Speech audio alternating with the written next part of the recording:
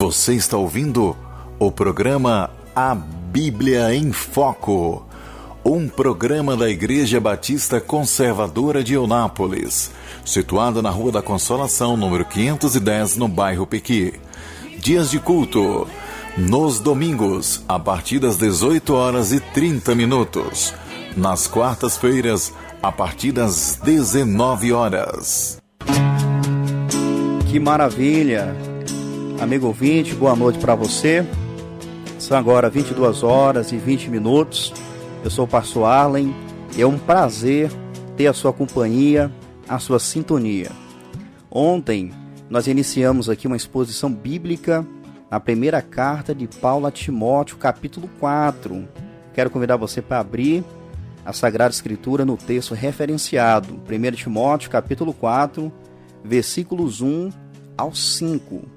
Esperar um pouquinho para você localizar, encontrar, a fim de que possamos expor a santa palavra de Deus. 1 Timóteo, capítulo 4, a partir do versículo 1. Antes de nós lermos esse texto da Escritura, convém lembrar que nós iniciamos a pregação desse texto ontem e ficamos apenas na primeira parte do versículo 1. Então, o que eu pretendo fazer agora? Eu preciso fazer 3 considerações iniciais. Após essas 3 considerações, nós iremos ler o texto e darmos continuidade na exposição bíblica. Pode ser? Então, o primeiro movimento é o seguinte: vamos entender qual é o assunto que Paulo trata nessa passagem referenciada. O tema diz respeito à apostasia da fé. Isso mesmo, a apostasia da fé. Você que me ouviu ontem, você vai ser relembrado hoje. Você que não pôde estar conectado na noite de ontem, você vai ser contextualizado. O assunto é esse que Paulo ele versa dos versículos 1 ao 5 de 1 Timóteo 4, apostasia da fé. Mas você pode se perguntar: pastor, o que significa apostasia da fé? A palavra apostasia, conforme explicamos ontem, significa basicamente abandono, desvio da fé, deserção da fé, afastamento. Sugere a pessoa se retirar de um lugar. E nós explicamos que a apostasia da fé faz referência a pessoas que abandonam a fé outrora declarada. Alguém que outrora professou a fé, diz ter crido em Cristo, na Sagrada Escritura, no Evangelho, mas chega um momento que essa pessoa ela se deserta. Essa pessoa abandona, ela se desvia da fé. Então esse é o assunto. Esse é o tema dessa perícope, desse parágrafo predicante de pregação. O segundo movimento que a gente precisa entender é quais são as divisões principais que Paulo apresenta aqui em 1 Timóteo 4, versículos 1 ao 5. Ele destaca 4 pontos principais. Primeiro, a predição da apostasia, versículo 1, parte A. Segundo, a fonte da apostasia, versículo 1, parte B. Terceiro, os agentes da apostasia, versículos 2 e 3. E, por fim, a refutação da apostasia, versículos 4 e 5. A terceira coisa que eu preciso fazer é mostrar para você, que me ouve agora, o ponto que nós tratamos ontem. Nós falamos o primeiro tópico, a primeira divisão principal do texto, que foi o prenúncio, a previsão da apostasia. O texto diz: mas o Espírito expressamente diz que nos últimos tempos apostatarão alguns da fé. Então aqui Paulo está mostrando que a apostasia ela foi prenunciada. O Espírito Santo de Deus foi quem revelou de forma antecipada o que iria acontecer. Então a apostasia foi revelada, foi predita pelo Espírito Santo de Deus. O Espírito Santo, ele prenunciou, conforme o texto diz, expressamente, de forma clara, de forma nítida, de forma específica. E é interessante, conforme eu ressaltei ontem, que Paulo diz que o Espírito Santo não somente disse como sendo algo que ficou no passado. Não. O Espírito expressamente diz, ou seja, o Espírito Santo continua dizendo. O Espírito Santo continua falando. O Espírito Santo continua comunicando que a apostasia seria uma realidade. O Espírito Santo expressamente diz, e o texto diz no versículo ainda de número 1, que isso aconteceria nos últimos tempos. Eu expliquei que últimos tempos aqui, e conforme podemos verificar no Novo Testamento, é uma referência à era da igreja. É uma referência à era cristã, entre a primeira vinda de Cristo e a sua segunda vinda. Então esse período de tempo é descrito no Novo Testamento como sendo últimos tempos, ou também, em algumas passagens, últimos dias. É claro que, conforme Paulo ele deixa claro aqui, os últimos tempos, embora marque esse período da igreja entre a primeira e a segunda vinda de Jesus Cristo, mas de acordo com os dias se passam, a apostasia ela vai se intensificando, ela vai se aprofundando, assim como os outros sinais que precedem a vinda do Senhor Jesus Cristo nos últimos tempos. E ele diz: apostatarão alguns da fé. Aqui é algo importante que eu preciso explicar aqui, é o seguinte, que quando Paulo diz que o Espírito Santo ele fala expressamente acerca da apostasia, ele diz aí que apostatarão alguns da fé. Por que é importante a gente ressaltar isso?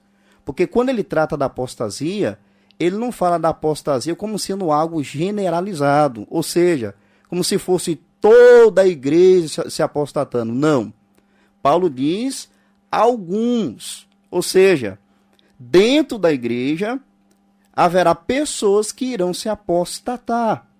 Por que é importante ressaltar isso?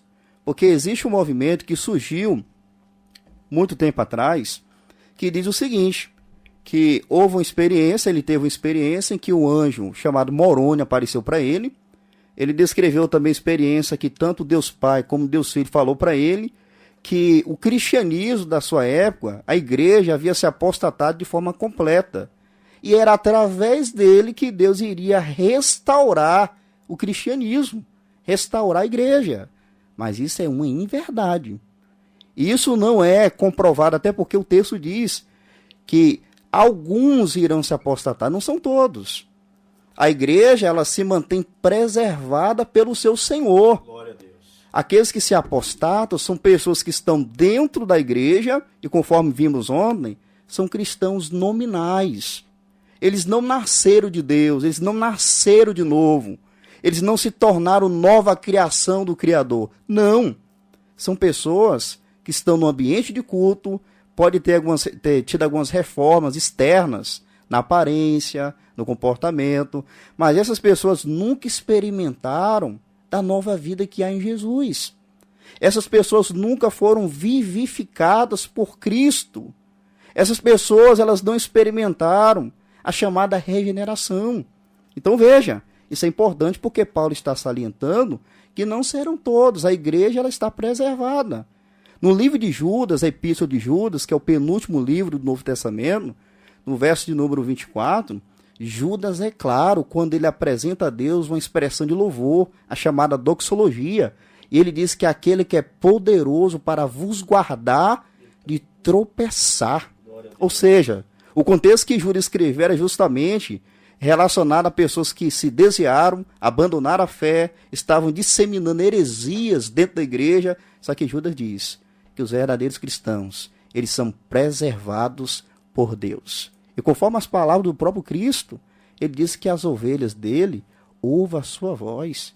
E outra, nenhuma das suas ovelhas pode ser tirada das suas mãos. Então, Paulo é enfático. Alguns irão se apostatar da fé.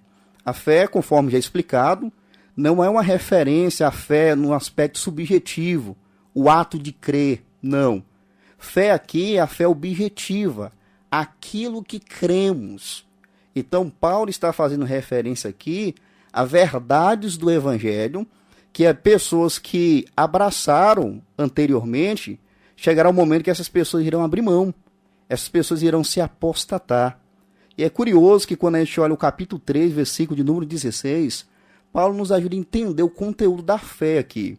Ele disse: e sem dúvida alguma, grande é o mistério da piedade. Aquele que se manifestou em carne foi justificado em espírito, visto dos anjos, pregado aos gentios, crido no mundo e recebido acima na glória. Então, Paulo havia tratado do mistério da piedade em relação à pessoa de Cristo. E esses homens, conforme é predito aqui na Escritura, que o Espírito Santo prediz, são pessoas que abraçaram. Aparentemente criam em Jesus, falavam que criam no Evangelho, que criam na Sagrada Escritura, mas chegou um momento que as pessoas dizem o seguinte: não, para mim basta. E como vimos, alguns abandonam de vez. Outros, eles abandonam as doutrinas centrais do cristianismo, da fé cristã, e continuam infiltrados na igreja. Mas eles não ficam inertes. Nós veremos, a partir do versículo de número 2, que esses homens não ficam inativos. Eles negam a fé, eles se afastam da fé, continuam dentro da igreja, só que com a mentalidade totalmente distorcida e diferente. E ensinando ensinamentos contrários à sã doutrina. Então isso aqui é curioso. A fé aqui diz respeito às crenças estabelecidas e reveladas pelo próprio Deus. Mas um outro detalhe digno de nota é que quando Paulo diz aí que apostatarão alguns da fé, isso é importante porque dentro da comunidade, muitas pessoas, e inclusive aqui em 1 Timóteo, a gente percebe que Paulo faz menção de algumas pessoas que entraram por esse caminho. Por exemplo, em 1 Timóteo 1,20 ele disse: e entre esses foram Rimineu e Alexandre, os quais entreguei a Satanás para que aprendam a não blasfemar. Esses homens que Paulo faz referência aqui, Rimineu e Alexandre, foram dois homens que estavam na igreja, haviam aparentemente abraçado a fé. Entretanto, o versículo 19 diz que eles não conservaram a fé, a boa consciência. Eles rejeitaram isso. E o texto diz que eles naufragaram na fé. Eles abandonaram a fé. Rimineu e Alexandre. Só que quando nós verificamos a Sagrada Escritura, nós vamos perceber que em 2 Timóteo capítulo 2, Paulo vai fazer menção do homem chamado Rimineu, possivelmente o mesmo de 1 Timóteo 1,20, mas ele vai falar de um outro chamado Fileto. Esses homens passaram a ensinar heresias dentro da igreja. Eles eram pessoas que supostamente cristãs inicialmente, eles então se desviaram da fé e passaram a disseminar, ensinar heresia dentro da igreja. Eles diziam, sabe o quê? Que a ressurreição do corpo, na verdade, não era corpórea. A ressurreição era espiritual somente. E olha só o que está escrito em 2 Timóteo 2, versículos 17 e 18. E a palavra desses, se referindo aos falsos profetas, ensinadores, roerá como gangrena, como câncer, entre os quais são Rimineu e Fileto. 18.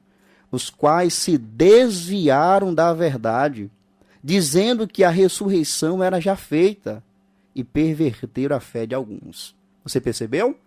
Rimineu e Fileto, eles se apostataram da fé. Há um outro exemplo que é clássico, que você vai se lembrar com clareza. O homem que foi chamado por Jesus, que ele compôs o colégio apostólico, Judas Iscariotes. Isso mesmo. Você sabe que ele foi chamado por Cristo.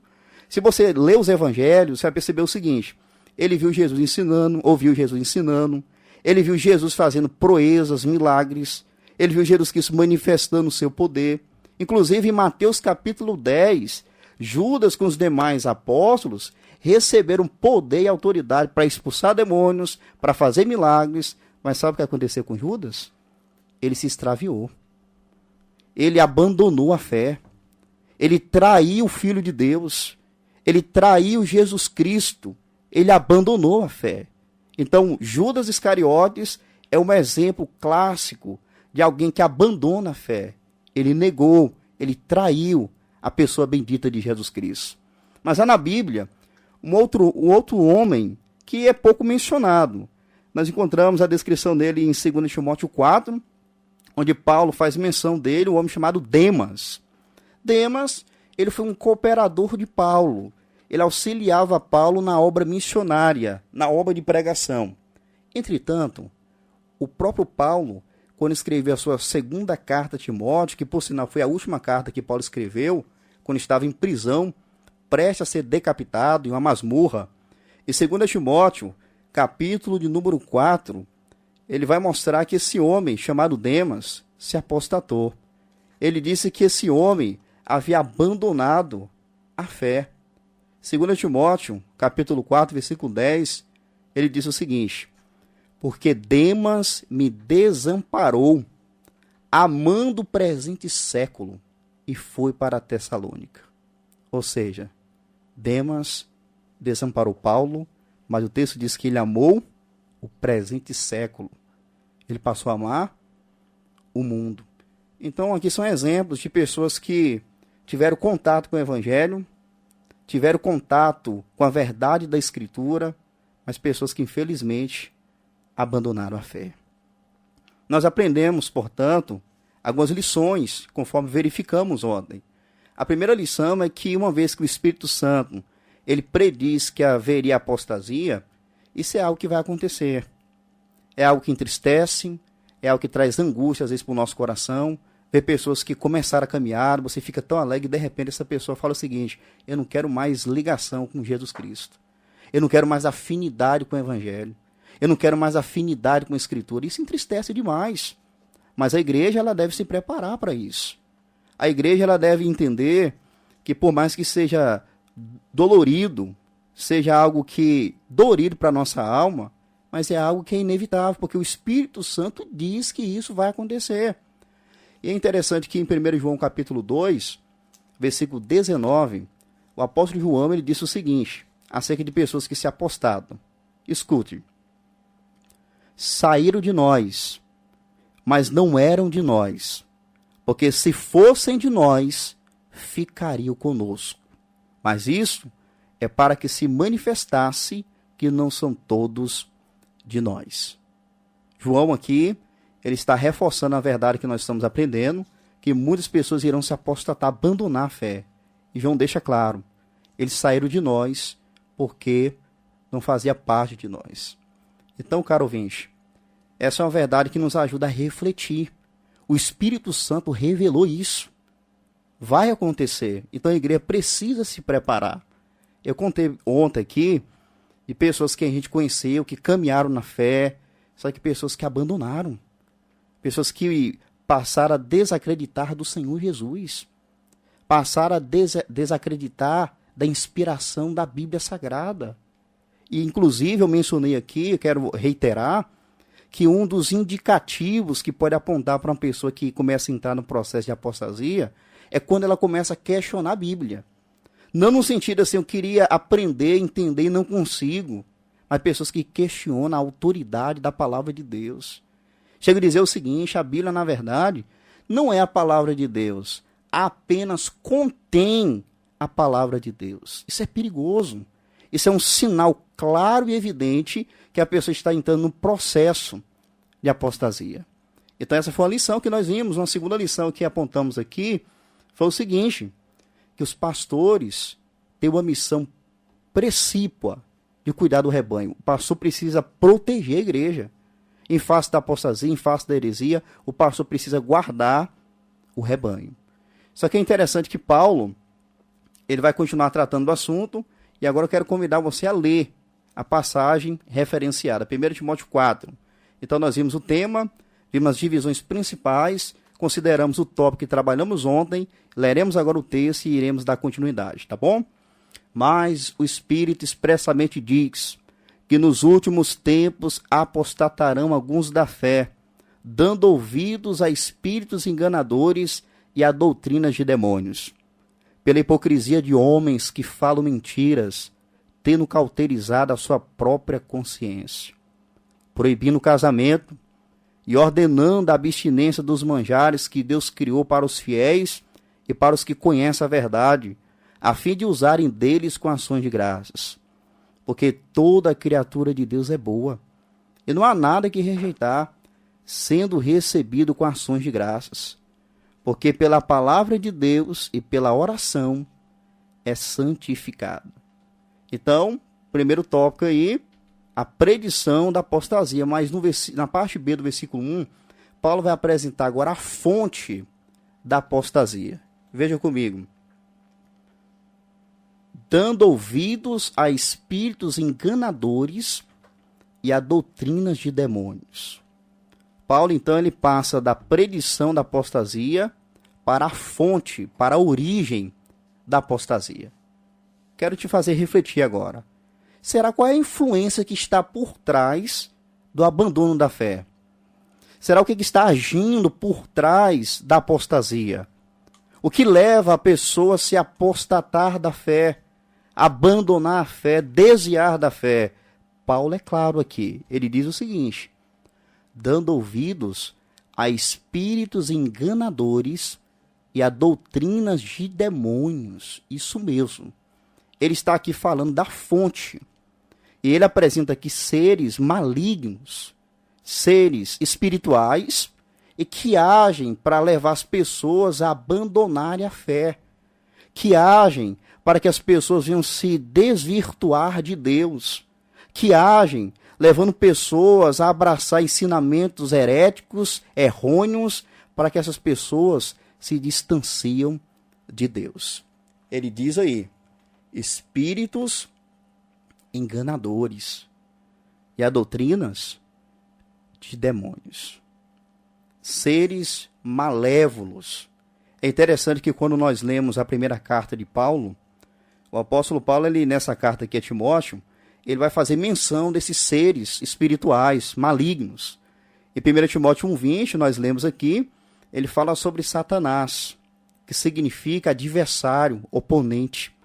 Em 1 Timóteo, aqui no capítulo 3, versículos 6 e 7, ele vai falar do ser chamado diabo, que é o mesmo de Satanás, só que com outra designação, que significa caluniador, difamador.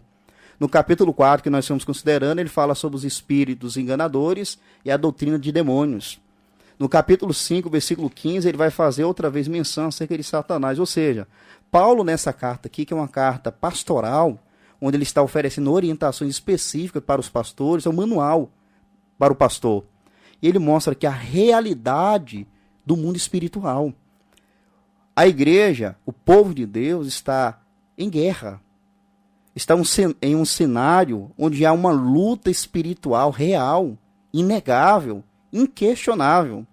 E Paulo está dizendo que os espíritos enganadores e a doutrina de demônios, mostrando o seguinte, que esses seres malignos estão por trás da apostasia.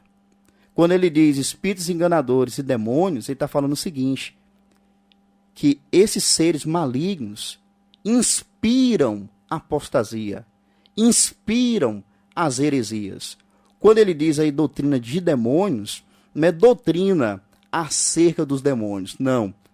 São doutrinas, ensinos, que a palavra doutrina é basicamente ensino, que são inspirados pelos espíritos malignos. Você percebeu? O cuidado que nós precisamos ter com o ensino, com o ensinamento. A apostasia, ela vem acompanhada da heresia. A heresia é um ensinamento contrário à verdade. É aquilo que se opõe à verdade. Às vezes, a heresia ela vem camuflada. Alguns elementos de verdade misturados com a mentira. E Paulo é claro. Muitas pessoas que irão se apostatar, elas darão ouvidos aos espíritos enganadores. Eu preciso dar uma pausa aqui para mostrar para você, ouvinte, que, de fato, o maligno, um ser que, conforme a Bíblia, deixou também seu estado original, assim como os espíritos malignos, eles deixaram o estado original. É isso que nós lemos na Escritura no Novo Testamento. Esses seres, eles são asseclas, são aliados do inimigo, os demônios, espíritos malignos, eles trabalham para o adversário. E você vai perceber que a Bíblia ela aponta claramente para essa direção, que o inimigo ele faz de tudo para desviar o homem de Deus. Quando nós olhamos para o início, o capítulo 3 do livro do Gênesis, é o capítulo mais triste da Bíblia. Esse capítulo vai retratar a queda do ser humano, quando o ser humano caiu em transgressão, em pecado contra Deus. Deus havia dado uma ordem simples para Adão, para sua esposa, e eles não consideraram a proibição divina. A proibição era clara e tranquila, por quê? Porque naquela ocasião, o casal tinha condições de se alimentar de tudo que havia no jardim. Os frutos, havia os recursos para o mantimento deles. Deus, no capítulo 2 de Gênesis, havia dado a seguinte proibição para eles. Versículo 16. E ordenou o Senhor Deus ao homem, dizendo: de toda árvore do jardim comerás livremente, mas da árvore da ciência do bem e do mal, dela não comerás, porque no dia em que dela comeres, certamente morrerás. Perceba, Deus deu uma ordem clara, objetiva. Mas o que acontece? Quando entramos no capítulo 3, nós percebemos que o maligno, ele usou uma serpente para poder ludibriar Eva. O texto sagrado diz que enquanto Eva estava ali próximo da árvore da ciência, a serpente veio de forma ardilosa, sendo usada pelo inimigo. E sabe o que ele questionou, o adversário? Ele vira para a mulher e disse o seguinte: é assim que Deus disse, não comerás de toda a árvore do jardim? Mas a pergunta é, foi isso que Deus disse? Não. Deus falou que eles poderiam comer livremente de todas as árvores do jardim, com exceção de uma. Mas o maligno veio distorcendo a palavra. Perceba como ele tenta colocar o homem contra Deus, contra a vontade de Deus. Ele diz o seguinte: é assim que Deus disse? Não comerás de toda a árvore do jardim? Eva retruca. Aquele primeiro momento ela fala: não, Deus não falou isso não. Deus falou que no dia que a gente comer, inclusive ela coloca aqui, e tocar na árvore, certamente nós morreremos. Aí sabe o que o maligno fez? Continuou distorcendo a palavra de Deus, porque ele é ardiloso. Ele faz de tudo para distorcer a verdade, para falsear a verdade, para adulterar a verdade. Ele virou para ela e disse o seguinte: não é bem assim não, estou parafraseando. Deus falou isso porque ele sabe que no dia que vocês comerem do fruto, vocês serão semelhantes a ele. Vocês vão ser igual a Deus, conhecendo o bem e o mal. Então você percebe, ouvinte, que o inimigo ele faz de tudo para desviar o homem de Deus. Ele tenta. É por isso que a Bíblia descreve ele também como um tentador. Ele tenta colocar o homem contra Deus, desviar o homem de Deus. Há um outro livro na Bíblia, eu acredito que você conhece, o livro de Jó. O livro de Jó ele vai retratar o governo soberano de Deus. Deus é soberano sobre tudo. Só que a Bíblia diz que em dado momento os anjos, que são descritos no livro de Jó como filhos de Deus, eles foram se apresentar diante do Senhor. E sabe o que aconteceu? No meio deles estavam também Satanás. E Deus provoca um diálogo com ele. Diz para ele: de onde vem Satanás? Ele respondeu: de rodear a terra e passear por ela. Deus então volta para ele e lhe faz uma pergunta: tu observaste o meu servo Jó? Homem sincero, reto, temente a Deus e que se desvia do mal? Aí sabe o que o maligno fez? Falou: não.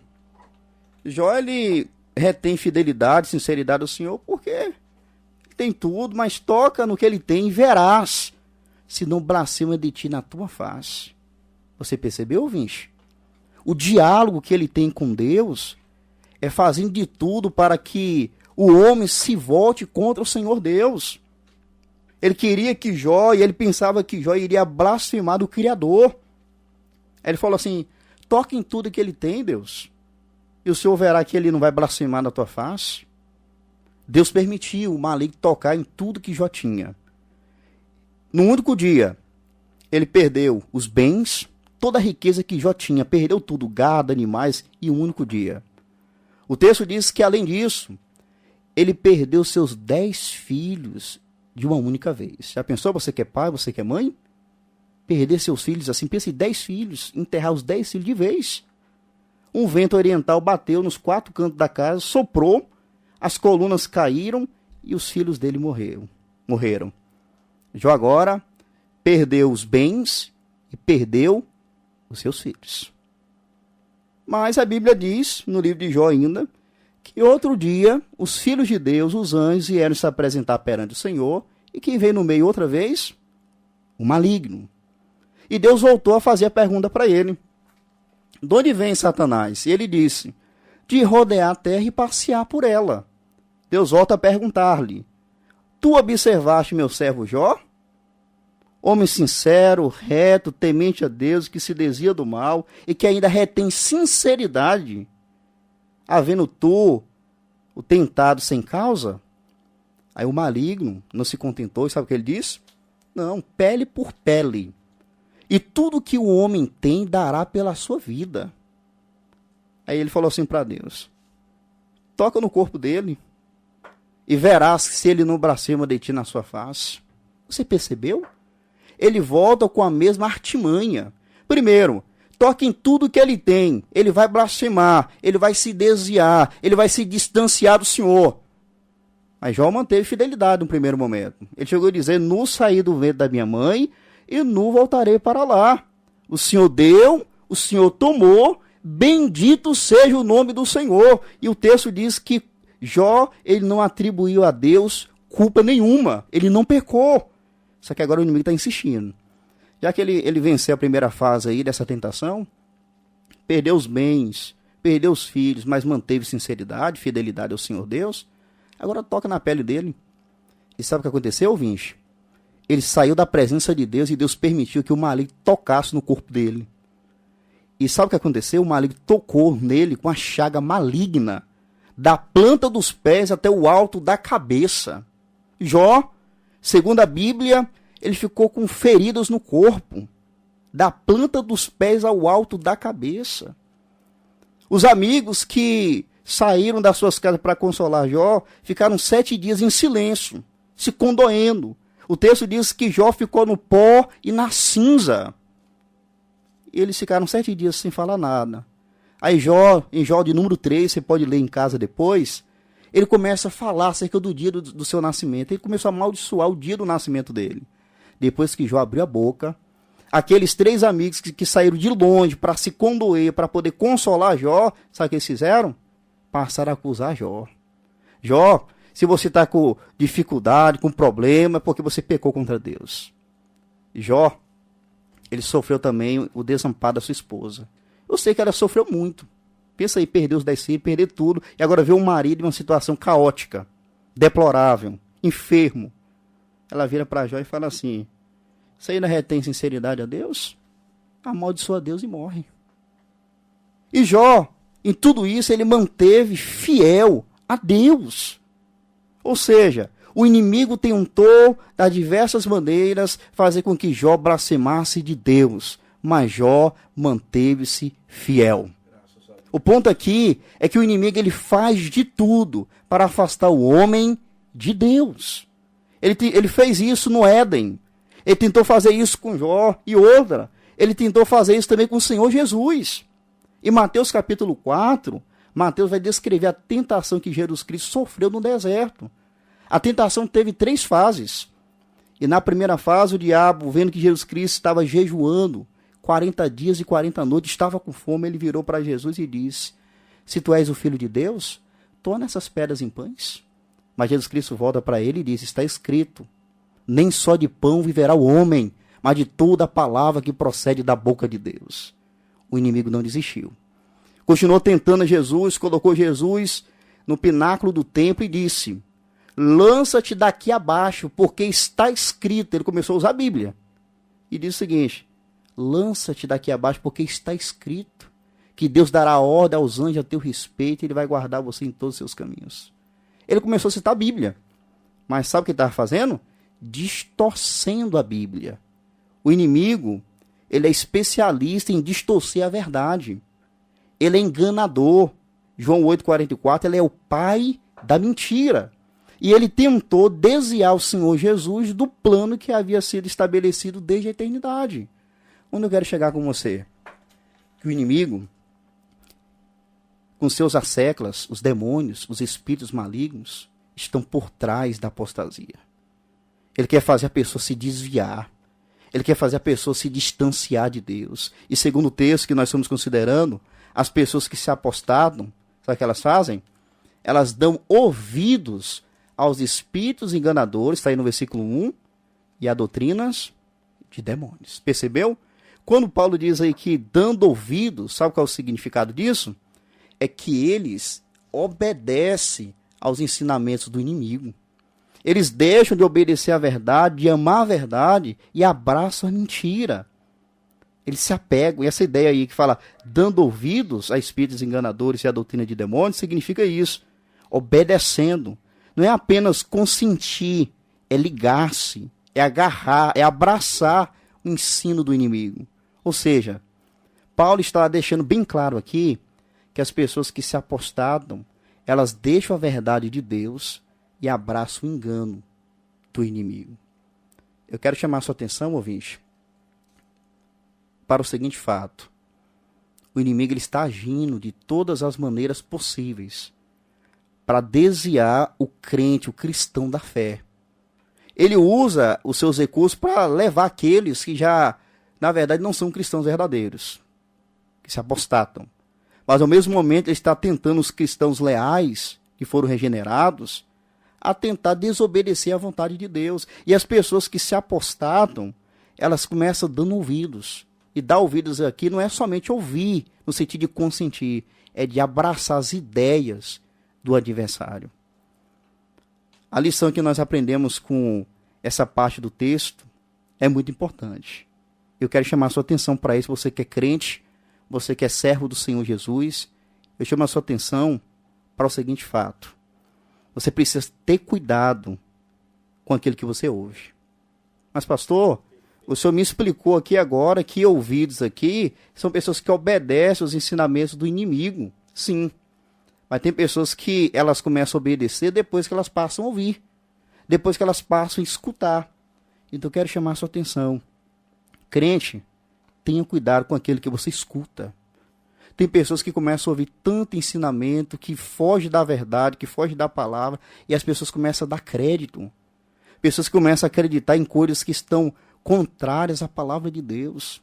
E eu fico pensando com os pastores que às vezes estão ensinando o rebanho, explicando a Bíblia, pregando a Bíblia. Não é pessoa que gosta de modismo, não, eles estão sendo fiéis na pregação. Aí o pastor está ali labutando, ensinando, irmãos, é assim, a Bíblia diz assim, a Bíblia ensina assim. E de repente o irmão na igreja não dá crédito para aquilo que o pastor ensina. Aí vai para o YouTube sem critério, sem discernimento. Aí ouve uma palavra lá de autoajuda, a pessoa começa a ficar empolgada, isso que é pregação, isso que é orientação, quero isso, e começa a dar ouvido para a heresia. Cuidado. Eu quero ler um texto com vocês agora de Colossenses capítulo 2, onde Paulo diz o seguinte, olha a advertência que é feita, o cuidado que nós devemos ter com os falsos ensinadores. Colossenses 2, versículo 8. Tendo cuidado para que ninguém vos faça presa sua, por meio de filosofias e vãs sutilezas, segundo a tradição dos homens, segundo os rudimentos do mundo, e não segundo Cristo. Paulo está dizendo, tende cuidado.